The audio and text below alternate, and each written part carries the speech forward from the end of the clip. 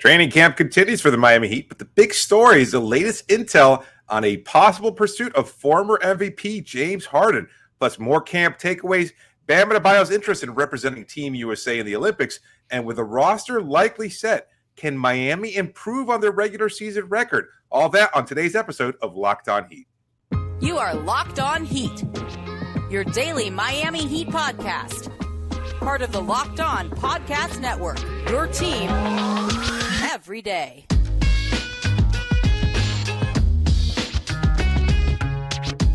All right, welcome to Locked On Heat, your daily podcast on the Miami Heat. I'm Wes Goldberg. Joining me as always is Dave Ramil. However you're tuning in on YouTube, Odyssey, or your favorite podcast app, thanks so much for making Locked On Heat your first listen every day. We'll get to the latest on the Heat's interest in James Harden and a big decision that Bam Adebayo has to make in the coming months.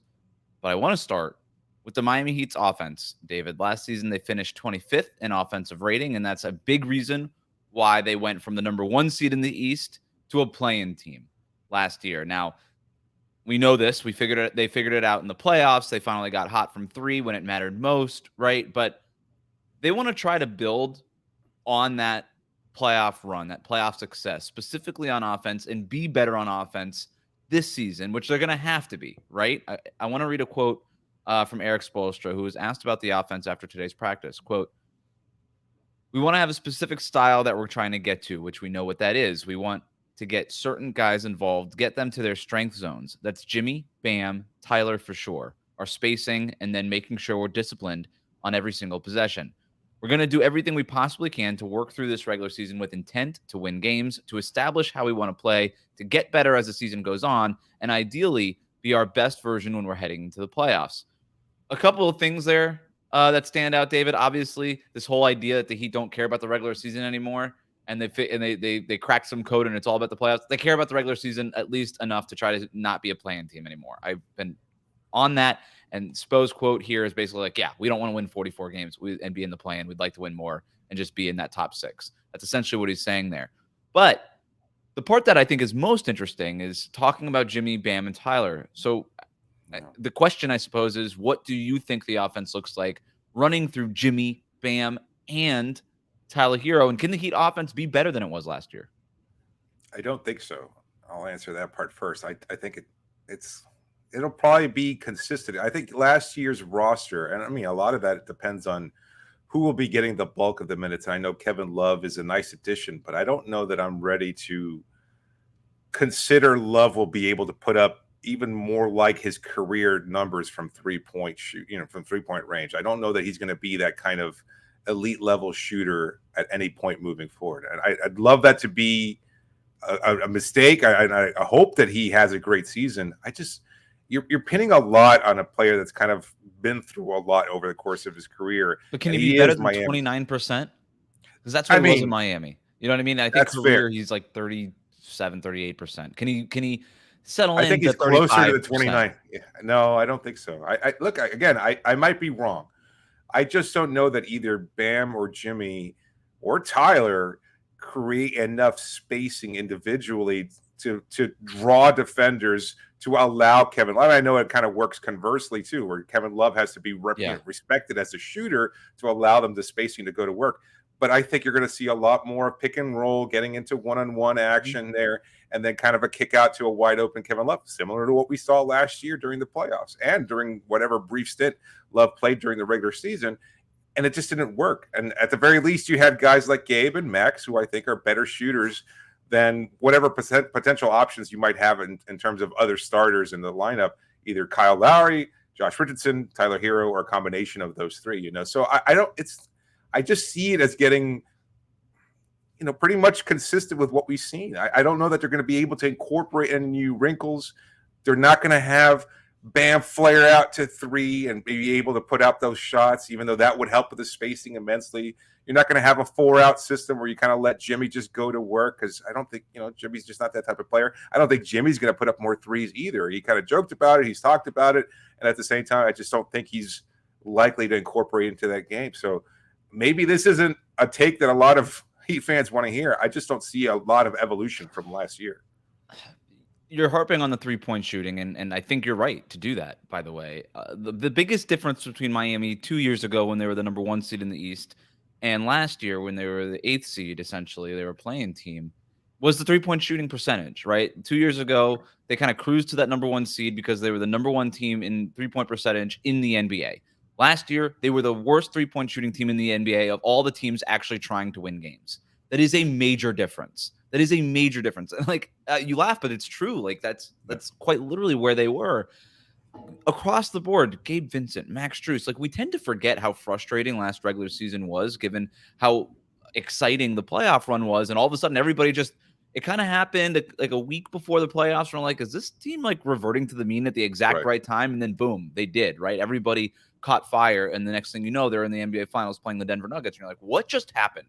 But for 5 months in the regular season, that offense was dog doo-doo. It just was. And it was so hard to watch. And quite frankly, I didn't even know if they were good because they were still good at creating good shots, just like they were in the playoffs. They were just bricking all of them. And so I was like, is this team like good at this, but just not good at shooting? Is Max Strus and Gabe Vincent actually, are they not good shooters? Was last year in our, 2 years ago in this respect, just sort of like a fluke, like a blip? And are they actually going to settle into actually not being above average NBA shooters?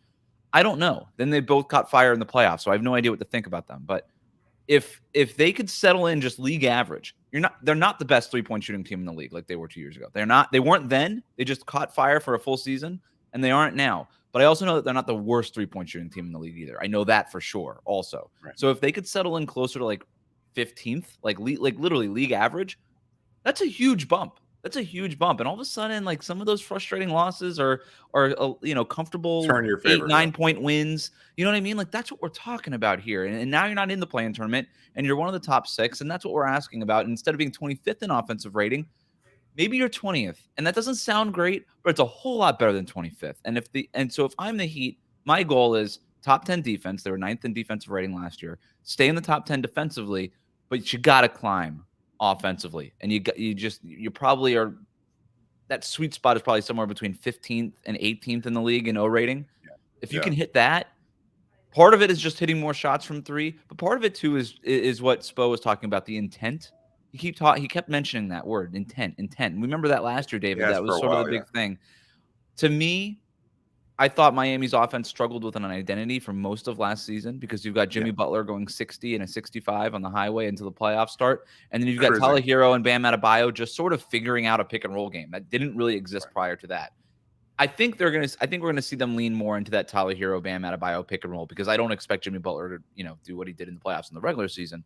So and I don't know that it's the best option in the NBA, but it might be the best option on the Miami Heat is, okay, let's just run this Herro, Bam, 2-man game. Hope we can generate above average offense. It's not going to be elite offense, but can we generate above average offense out of this?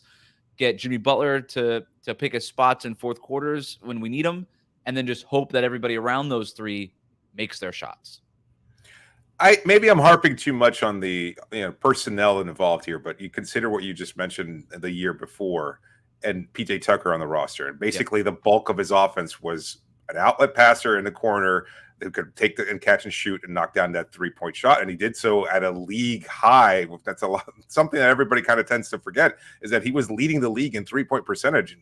Less attempts maybe than some other elite shooters, but he was really, really good. 41.5% that year in Miami.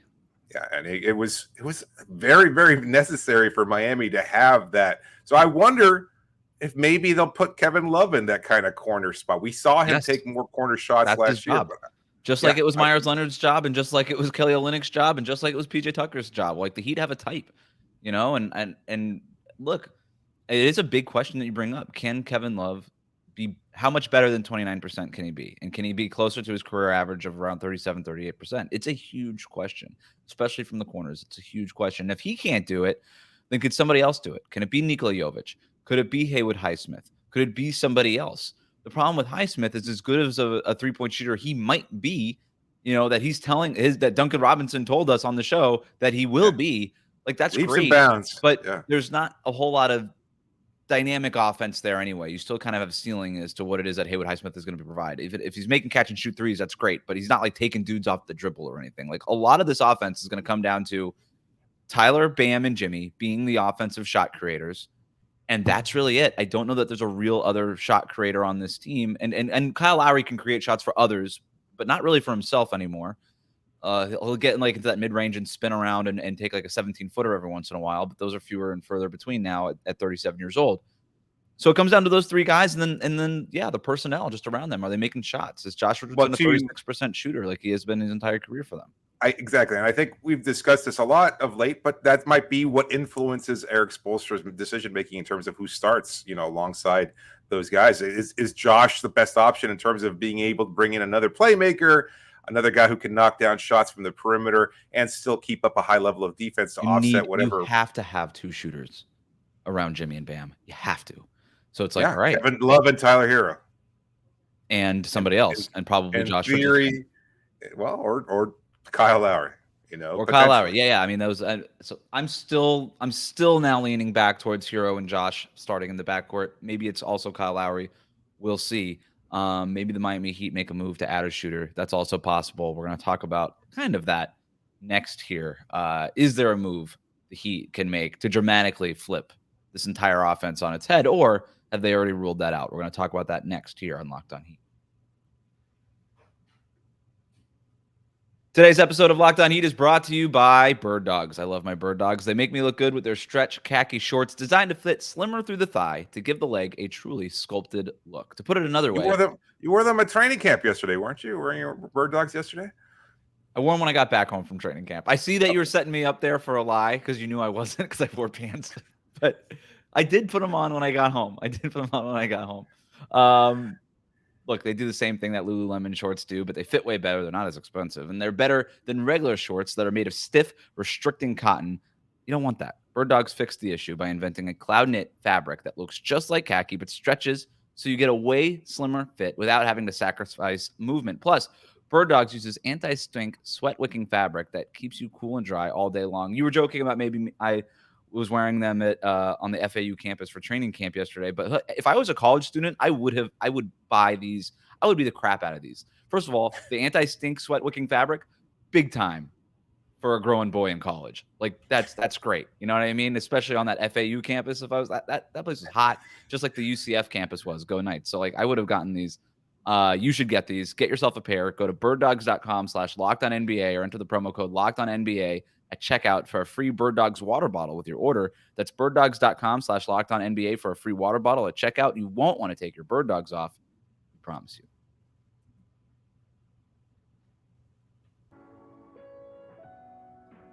Thanks for making Locked On Heat your first listen every day. Make sure you're subscribed on YouTube and on your favorite podcast app. If you've missed any of the ton of content that we've put out this week, really ramping up for the start of the season. We are so excited for Miami Heat, real basketball beyond the trade rumors, even though we're going to talk about one really like in 2 seconds. But interviews after training camp every day going up on YouTube. You can check those out there on the podcast app. We've got all of our interviews from Media Day in parts 1, 2, and 3. If you've missed any of those, make sure to go check them out. Even if it's like a player you never even heard of or don't care about, they all had something interesting to say, and I very much encourage you to check that out. And then, of course, we will be with you when the preseason, David, preseason basketball. It's not quite real basketball, but it's preseason basketball, and it starts next week. So we are next Tuesday. Next Tuesday, Charlotte Hornets. Let's go. According to Ira Winderman of the South Florida Sun Sentinel, the Heat are not expected to make a run at James Harden. Ira cited the many off-the-court issues that Harden brings, as well as his playoff shortcomings. David, is this the right call by the Heat? Wow. That's a debate we've had before. I think it's a concern, and I think it should be a concern. I think the contract issues, whether or not he's engaged, they're looking for the right type of player that wants to win. You look at James Harden, if his priority is to win a title and to help push whatever team he's on, whether it's Philadelphia, the Los Angeles, Miami, or elsewhere, I don't know that anybody's ever looked at James Harden and said, oh, yeah, that guy's a winner. The same way that you do with Jimmy Butler, Bam Adebayo, and even role players. Like, you know that you're going to have a certain type of role, and you want to star in that role. You want to contribute at a high level, and you want to make the main thing, right? The quote from Pat Riley that everybody loves to say. And I don't know that that's the main thing for James Harden, which is fine if you're James Harden or if you're a James Harden fan, but not if you're the Miami Heat front office. You can't afford to whiff on acquiring a player like that and have him be kind of disinterested at times, kind of lagging on defense, not necessarily full engagement, and not concentrating on what's most important to this team right now, which is to win a lot of basketball games. Huh. I don't really care about all that stuff. The guy was an all-star last year. He was almost an all-star, and he should have made the all-NBA team. Here's what he did the last couple of years in Philadelphia. 21 points per season, 10.7 assists last year, led the league in assists last year, and 10.5 the year before that. This guy's a walking 21 and 10. If you're telling me he's lackadaisical and not really caring, he's lackadaisically himself into 21 and 10.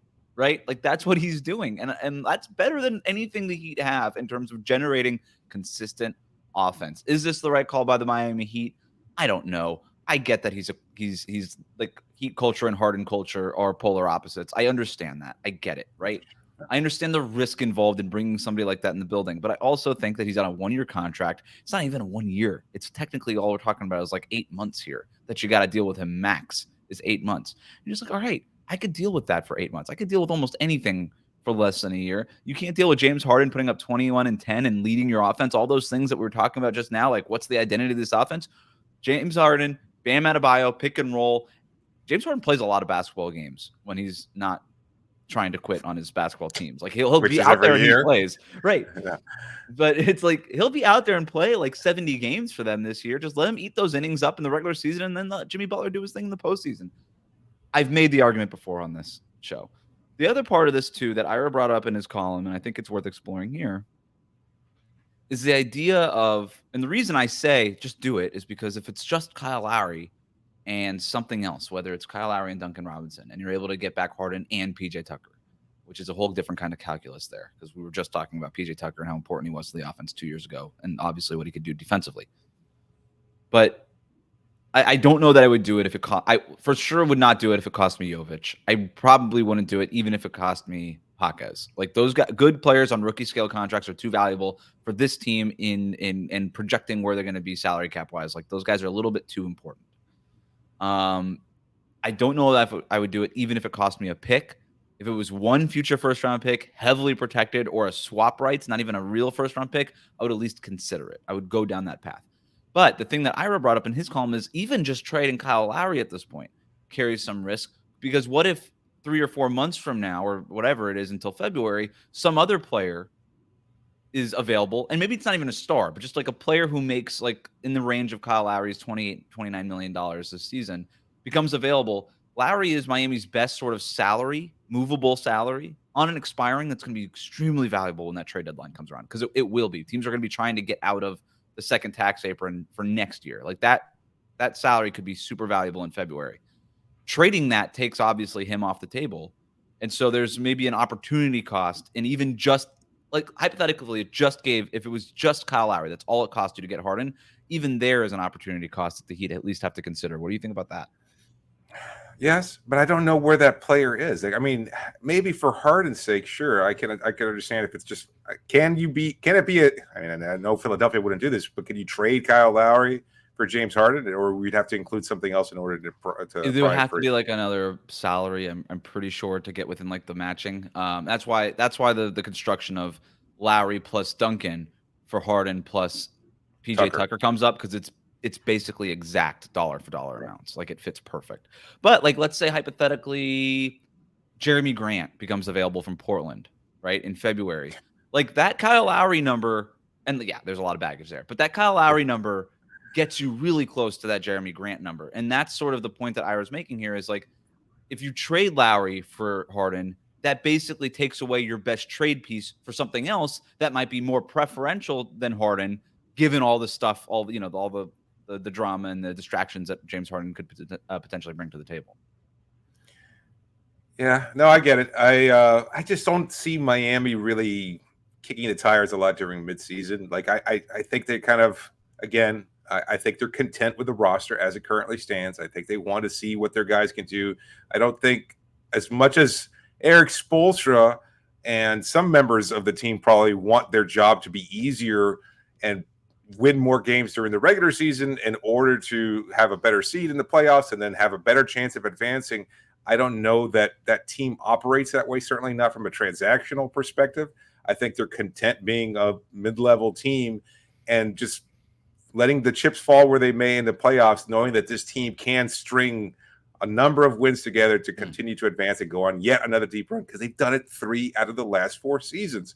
And the 4th season was coming off of the shortest offseason in NBA history, with major issues due to regular COVID testing and everything else like that. Like, we're kind of like, I mean, a lot of people want to point to the 3 trips, 3 deep trips in the playoffs over the last 4 years, and point to one, the Orlando bubble being a factor. And of course, the fact that they didn't make the finals 2 seasons ago because they were beaten in Game 7 by the Boston Celtics. But I think this team is closer to that team capable of going on a deeper run than they are to the team that got swept by the Milwaukee Bucks. I think we all agree on that, but I also think that there's a pretty clear ceiling when you get to the doorstep of the finals 3 out of 4 years and don't win it.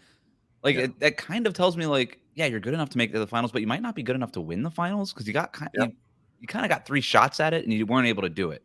And so, look, I don't know that they're aggressively trying to. They could have beat the Warriors 2 years ago. They could have beat the Warriors 2 years ago. I agree with that. And they would have beat the Lakers had Goran and Bam stayed healthy too. You've been on that for a very long time. But it's, to me, I don't know that they are going to aggressively try to get off of the Kyle Lowry thing. There's some people are thinking, oh, like Kyle Lowry thinks he's the starting point guard and Erik Spoelstra disagrees, and maybe there's going to be growing discontent between those two. I don't buy that. I don't buy that for a second.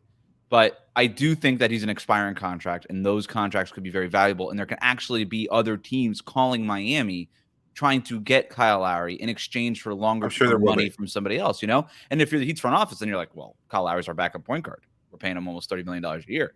Like, what are we really doing here? You know what I mean? Like, or he's 37. Like, they're not re-signing him.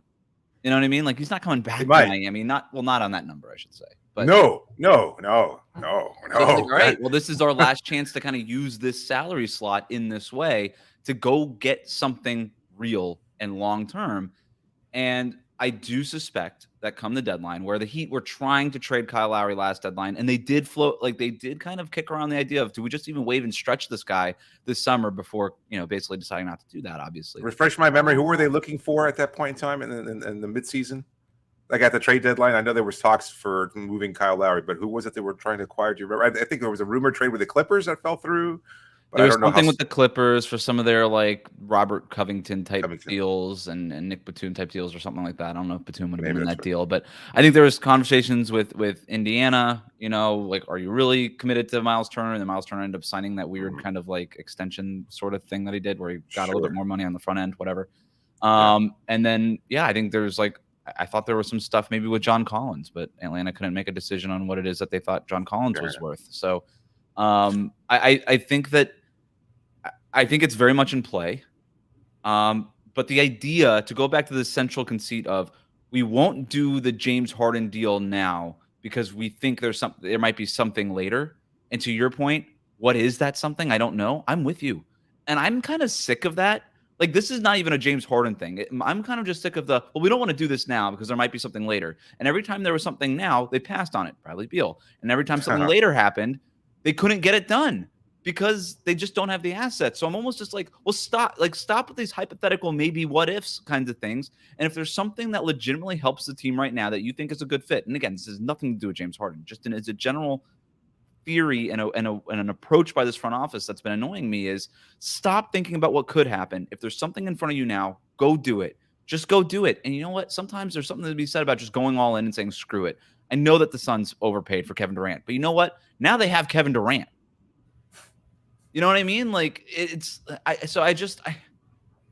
part of this that kind of annoys me. I get it. And it could end up being the right decision. I'm a little annoyed by the approach in general, performing these weird hypotheticals months from now instead of something that can actually help your team right now, because it's been a few times that they've done this. This team has just operated like that. They've never been like, I know, it's annoying me. That's what I'm saying. That's a future Heat decision. It's like, no, future Heat and present Heat are all the same. We're all aligned with, let's not make that move. Better present day decisions makes future Heat decisions way easier. Maybe, but not really. Like, maybe, again, let's say you make that trade, whatever it might have been, the Covington deal or something else similar, even Bradley Beal. and you don't win the chip with Beal on the roster, and now you're stuck paying him $60 million at some point in the near future. And it was reported, and I don't know that we covered this on the show, that the Heat wanted Bradley Beal to waive his no trade clause when he came here, and the Suns did not have that requirement, and that's ultimately why he ended up in Phoenix. It wasn't because the Heat didn't want to part with the assets; it's because they didn't want to acquire Beal with a no trade clause, which traveled with him to Phoenix. Right, because eventually they were going to try to unload that salary. So I just totally. I'm with you on all that stuff. Like in a vacuum, each one of these, all these decisions, you'd be like, well, you know what, it was the right decision in the moment. But still, like, I'm looking at Milwaukee with Damian Lillard and Boston with Jrue Holiday, and they kind of just took all that stuff and they said, you know what, these guys are really good. Screw it, let's just go get them. And I just think that there's something to be said about, you got a guy in their prime, whether it's Giannis or in Boston's case, it's Tatum and Jaylen Brown. Like, these guys are legitimately awesome players. Let's go get them their help. And Miami's like, well, this help is kind of good, but there might be better help later. And I'm like, you know what, just go get the dude. Just go get him and then go figure it out later. And maybe it doesn't work, but who cares? That's not entirely fair, because, I mean, they went after Jrue Holiday, offered a big deal for him. They just didn't have the Robert Williams piece that made it enticing for Portland, plus all the bad blood and baggage and everything. I don't think they offered a second first-round pick. And I like Boston. I thought that was reported. I can't recall by whom, but I thought that was part of it. So I think they offered like as high as a couple picks and whatever salary was with Kyle Lowry, I suppose. You know, so I keep thinking that they've tried to make these deals, and yeah, maybe they get close. And look, maybe they just haven't earned the same negative reputation as Trader Danny, you know, Trader or whatever his nickname is, you know, because he just gets this close and he loves telling everybody about how he gets this close to all those deals. I think there are concerns there, and again, I think they aren't necessarily complacent. I was big on this last year. I don't know if Lowry is necessarily going to make that kind of move. I think last year they should have acquired somebody that was more in that mid-level. You know, we saw it work out for the Lakers when they acquired Hachimura, and I know that you were very high on him. I don't know why Miami didn't pursue that type of deal. Well, that's a great example, because Russell Westbrook was on an expiring and Lowry had 2 years left on his contract. And I think that's might be what's in play here in February is, hey, let's trade you this expiring contract. You can get off some other salaries that you don't really want to be a part of anymore. And you get a jail out of free card in the form of Kyle Lowry for a couple of months. And by the way, he's a great guy to have in your locker room and all these things. You can enjoy that for a couple of months. And then you walk away and you get some flexibility. And we get maybe 1 or 2 or 3 good players that fit more with our core going forward. But speaking going forward, Bam Adebayo has a big decision to make. We'll tell you what that is after this. Today's episode is brought to you by FanDuel. Step into action this NFL season with FanDuel, America's #1 sportsbook. Right now, new customers get $200 in bonus bets guaranteed when you place a $5 bet. That's $200 in bonus bets, win or lose. If you've been thinking about joining FanDuel, there's no better time to get in on the action. The app is so easy to use. There's a wide range of betting options, including spreads, player props, over-unders, and more. Of course, now with the basketball season, you want to get in on some good deals. FanDuel is the one for you. So visit FanDuel.com/lockedon and kick off the NFL season. FanDuel, the official partner of the NFL.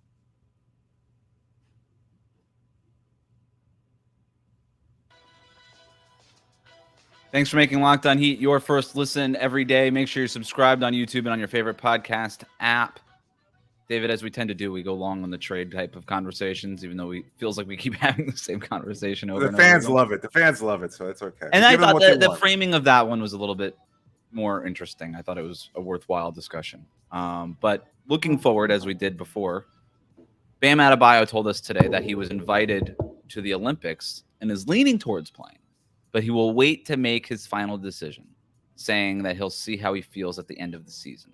Meanwhile, Joel Embiid is committed to playing for Team USA in the Olympics, choosing Team USA over Cameroon and France, 2 countries that he also holds citizenship with. Do you think that Joel Embiid's commitment should impact Bam's decision, given that they play the same position? Yes, I think it should. I think there's less of a pressing need to have Bam out there. I'd love to see Bam represent Team USA in the Olympics, and at the same time, he's already won a gold medal. He's already achieved that and has proven how valuable he can be in the international stage.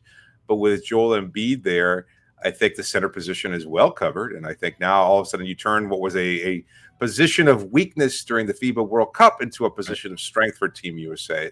And I don't think, again, you were talking about a loaded roster from everything we've heard. There's going to be so many different players from Steph Curry to LeBron James, et cetera, et cetera. Kevin Durant is definitely going to be participating. Now Joel Embiid. Like, you kind of want to be in on that just for the whole camaraderie and the recruiting and everything else like that. But I don't think there's the same sense of urgency. And given that, we're kind of having this little bit of a shift, as you and I were talking about even before we started recording, we're looking at Bam's window now. Whatever Jimmy's window may or may not be for the next season or two, Bam's window has to be taken into consideration. The less mileage you can put, even at 26, I think is still a consideration. So I don't know. I think that's why he says he'll see how he feels at the end of the season, right? Yeah, 2 trips to the finals, a long season in the Orlando bubble, the Eastern Conference Finals 2 seasons ago.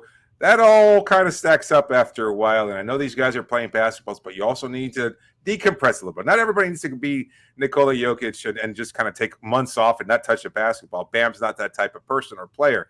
He needs to be able to continue to put in work during the offseason. So I wonder, and it's not like he would get work with Team USA, but maybe there's other areas of his game that he can kind of focus on and fine-tune for the next season. And to your point, like Team USA is a lot different than playing pickup in Miami Pro League, right? Like you're traveling across the country, you're playing high-level competition basketball. Nothing against Miami Pro League, but it's not quite the Olympics. So, look, I don't think that Embiid's decision should influence Bam. He's got the invitation. He has it. Like, I don't know how it works for basketball. I don't know if it's like a college acceptance letter and that it comes in the mail. I have no idea how it works. It's a pool. It's a pool. They enter a pool, players. Yeah. Okay, all right. No, that's. But Bam has his invitation. I just don't know if it's like a physical invitation that came in the mail, or if Grant Hill. Well, he still needs to make the final cut, right? Yeah, and he would. I assume. Yeah, he would. Would he? Like if Miles Turner, Erik Spoelstra's on the staff. Yeah, but I don't think the final cut. Yeah, I don't know. If Draymond plays, like I don't know that Draymond would at this point, but like if you get a Draymond out there, like he was in the Olympics a couple of years ago with Bam too, like and he started right for kind of not alongside Bam, but kind of over. Yeah, so I don't know. I don't think it's necessarily as much of a shoe-in as you make. I would be maybe not, but I would be very surprised if Bam didn't make it. Like he was awesome for them in the Olympics. Like that means something, right? Like his game translates to that level of basketball. For whatever reason, it does. Anyway, if I'm Bam, I'm not even thinking about the fact that I might not make it. Like that's not even part of my decision. Like if I'm Bam, I'm like I'm making it. You know what I mean? Like that's the kind of confidence that Bam has. The fact that Joel Embiid is playing, like maybe you could explore playing Bam and Joel Embiid together. Like Joel Embiid can shoot threes, kind of like he does at least. Like so, I would be very shocked if Steve Kerr all of a sudden rolled out a double big lineup, given his preference and the way that he likes to play his lineups. Look at the Warriors for 10 years and just look at Team USA in the FIBA World Cup where he trended to go smaller too. But yeah, if I'm Bam, I don't care about the fact that I'm starting. It doesn't matter to me. It's the Olympics. Like, who cares? I want to be part of that team. I want to be part of the team that goes to Paris. Quick story. I never got to my top 5 Europe takeaways with you, David, on the show, but I did see one basketball jersey my entire time in Paris. Do I get to guess? Yeah, go ahead. I mean, we're literally talking about it right now. No, it's Bam. Is it Bam? Is it Bam Adebayo's jersey? One jersey the entire time I was in Paris. It was Bam Adebayo's. Not LeBron, not Kobe. It was Bam Adebayo's jersey. It was the only jersey I saw the entire time in Paris. I took a picture of it. I've been meaning to show it to Bam. But, yeah. Like, if I'm Bam, like on sale there or like being worn by someone? Just dude walking around the street. Great pants. With a Bam Adebayo jersey. White. And he chose the white Miami Heat jersey, which we all know is the best Miami Heat jersey. It's clean. It's great. Yeah. And you know what? I was like, is that Bam? And it wasn't. But it was like if I'm Bam, I want to do the Olympics too because of the marketability. Is my point here. It's like you get to go to the Olympics, you get to be part of this big group. You're on a star tour basically with the biggest stars like LeBron and Katie and Steph. Like, of course you want to be part of that. I don't care that Joel Embiid made this decision to come in. In fact, maybe it buoys my decision to come because Joel Embiid seems like a fun guy to hang out with on the road. Yeah, just go get some Shirley Temples, have a good time, man. Like it's all good. So I just if I'm Bam, I'm definitely going to be a part of this. And the more stars, regardless of their position, the more stars commit, the more I'm going to try to commit. And that's where I'm at this. I think ultimately Bam does play in this thing. I don't care what the end of the season looks like. Even if they win the NBA Finals, I think he'll just He'll go. Oh, I think he'll go. No, if they, I mean, we saw LeBron do that in 2012. I just don't think that's realistic either. I think that you bring up the marketability standpoint, and I think that Bam would see his marketability drop because of Embiid. And I think that's a huge factor. And especially, again, if you make that point, if they win the finals, he's as marketable as he's going to get. Why would it drop? Because he's going to be playing behind him? Yeah. Tayshaun Prince. Tayshaun Prince was never as good as Bam Adebayo. Deron Williams, Tayshaun Prince, etc. Hey, they were on the Redeem team. Does anybody remember? Hell no. Because LeBron James was there. Because Kobe Bryant. Bam's not the Tayshaun Prince of the Olympic team. There are people saying in the year of 2023 that Bam shouldn't be an all-star and he's overrated. Like, we know what he represents. But I think outside of Miami, where his marketability is just fine, I don't think anybody gives a damn about Bam Adebayo, except for that one guy in France. Kudos to him. That's what I'm saying. Go to Paris. Make people care about you. Be part of it. If you're playing behind Joel Embiid, if you're seeing Joel Embiid flop his way to 30 points in a win over Serbia, I think that's fine. And I don't think he outplays Joel Embiid. That could happen. In international rules, that could totally happen. I will book my ticket to Las Vegas now for their summer camp right away, just to see Bam bust Embiid in practices all up and down the floor, just for Embiid to get to starting not anyway because he committed there, and then he'll pull out and he'll go represent Cameroon or France or whatever. I just want to see Bam in the Olympics because it kind of was boring to watch the Team USA without a Heat player on them this year. I want to have a little bit of investment there and something to talk about. Jimmy does that too. No, not at all. I won't rule it out, but I also don't think he will. He's like, I see your Paris. I'm going to go to Paris on my own, and then I'm also going to go to Argentina and Greece and China and all these other places that I want to go to. Like, he's got a whole travel schedule lined up. It'd be great if he just passes by just to kind of check it out and be like, hey, I'm here. Well, if Jimmy Butler never wins a championship, would an Olympic gold medal help? Would it even matter in his sort of like winning? He's already got one.